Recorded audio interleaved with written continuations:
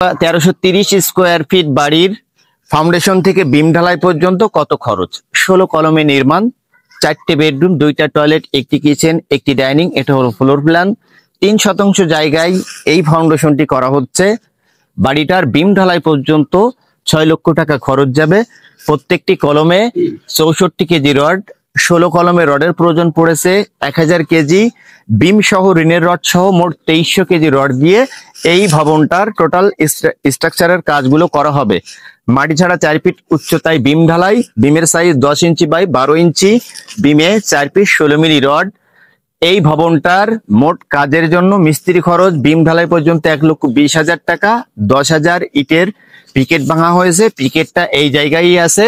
Cement নিয়ে আসা হয়েছে, আজই আমরা বিমটি ঢালাই করব।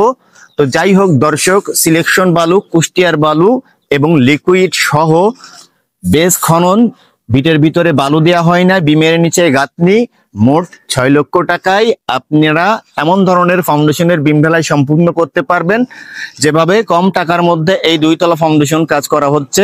টোটাল কাজের ফিনিশিং কোয়ালিটি গুলো দেখবেন।